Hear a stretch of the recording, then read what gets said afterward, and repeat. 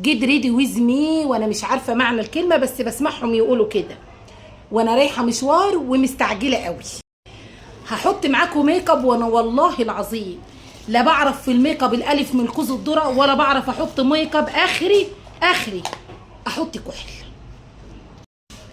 كان حلم حياتي اطلع ميك اب ارتست، مش عارفه ليه، بس هو حلم وخلاص، يعني بحلم. مش بقول لكم والله ما بعرف احط ميك اب، سيبوني بقى. انا شايفه ان العين اللي محطوط لها كحل احسن من العين اللي مش محطوط لها، قصدي العكس، يعني اللي مش محطوط لها احسن من اللي محطوط لها. واكبر دليل على ان انا ما بعرفش احط ميك اب ايجاب الشامع المغربي. بس هو روج وخلاص، اي حاجه يعني.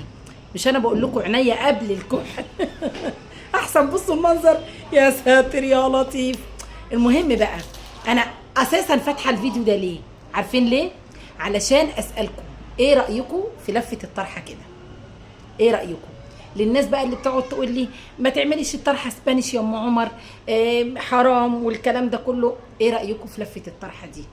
اظن موضه، اظن كل الناس بتعمل كده، ولا انا مختلفه؟ لا، اهو بدات اعمل زي الناس واعمل لكم الطرحه كده. ايه رايكم؟ طبعا انا كان نفسي اوريكم الاوت فيت، بس انا التركيز كله النهارده على الطرحه مش على الاوت فيت. ومع ذلك اهو الاوت فيت، بس انا عايزه رايكم في الطرحه. ايه رايكم في لفه الطرحه؟ شفتوا؟ عشان تعرفوا انا والله العظيم ما بعرف. تعليقات بقى.